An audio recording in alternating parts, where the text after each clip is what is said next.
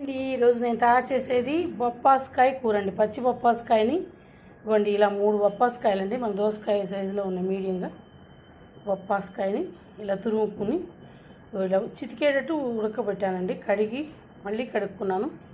అది రకమైన స్మెల్ వస్తుంది కదా, ఇదిగోండి ఇలా ఉడకబెట్టాలి. కొంచెం అట్లా ఉడకాలండి. ఇది పనసపొట్టు కూరలాగా చేస్తాను.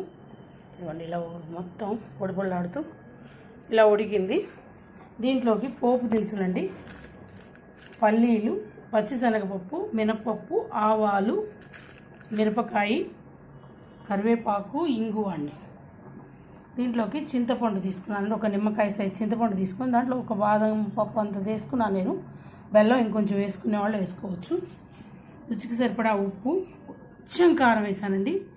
మెంతులు ఆవాలు వేయించిన పొడి 1/2 స్పూను, పసుపు, నూనె, ఆవు పిండి చివరికి వేసుకోవాలి. ఆవు పెట్టి చేస్తున్నాను.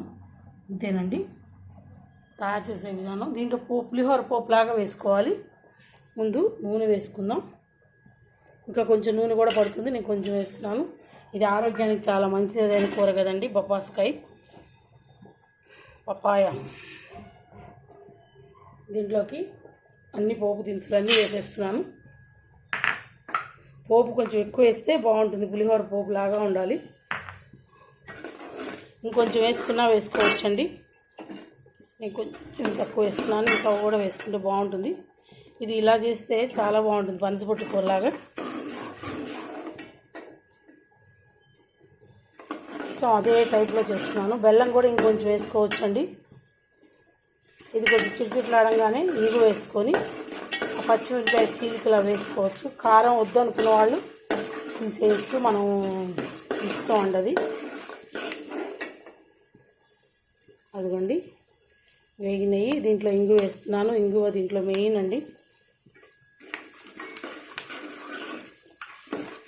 దీంతోనే పచ్చిమిరపకాయ చీలికలు వేగాలి, బాగుంటుంది.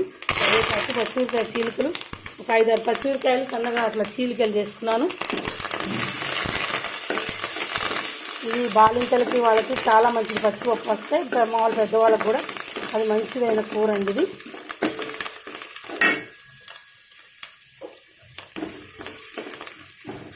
ఇది వేగంగానే ఇవ్వండి వేగింది చూసారా పోపు. ఇప్పుడు పులుసు బెల్లం చెప్పా కదా, బెల్లం ముక్క వేసుకున్నాను. ఇవ్వండి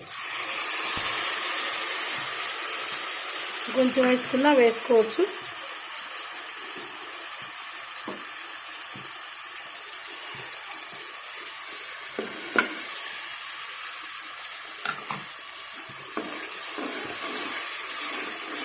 దీంట్లోనే పసుపు,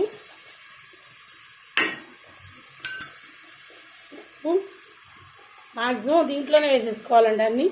మెంతులు ఆవాలు వేయించిన పొడి, కారం. ఇప్పుడు ఇదంతా కలిసి గుజ్జులాగా మగ్గాలి. సరే పులిహోర పోపులానే ఉంటుంది అచ్చంగా, చాలా టేస్ట్గా ఉంటుందండి. పనసపొట్టు అదో రకమైన టేస్టు. ఇదిగోండి పులుసు ఉడుకుతుంటేనే స్మెల్ వస్తూ ఉంటుంది.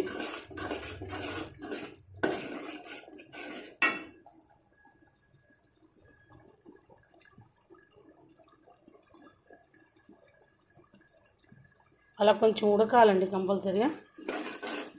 మనం నిమ్మకాయ అన్నీ తీసుకొని ఒక్కోసారి ఉడకబెట్టుకోవడం అంతా లేట్ అవుతుంది, కానీ బొప్పాస్కాయ అలా ఉడకబెట్టుకుంటే తొందరగా అయిపోతుందండి. మళ్ళీ ఇప్పుడు దీంతో బొప్పాస్కాయది వేసేస్తున్నాను.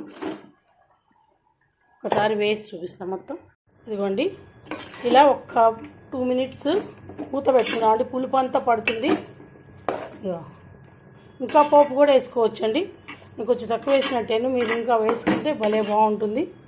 మామూలు బాలింతలకైతే అంత వేయకూడదు, ఊరికే జీలకర్ర ఆవాలు వేసి చేస్తారు. మామూలుగా విడిగా తినే వాళ్ళకైతేనే బాగుంటుంది. ఇది ఆరోగ్యంగా హెల్త్కి మంచిదైన కర్రీ అండి. ఒక్క 10 నిమిషాలు మూత పెట్టి ఒకసారి చూపిస్తాను ఉడికింది రా. ఇదిగోండి తీస్తున్నాను మూత. ఇదేనండి కూర. అది పచ్చగా వస్తుంది, కలర్గా వస్తుంది ఉడికితే. ఇంతేనండి బొప్పాస్కాయ పనసపొట్టు కూర మోడల్లో పద్ధతి కూర. ట్రై చేయండి, టేస్ట్ చేయండి, ఎలా ఉందో కామెంట్ రూపంలో తెలియజేయండి. Please like, share, comment, subscribe to Bhargava Sharma బ్రాహ్మణ వంటలు. నమస్తే.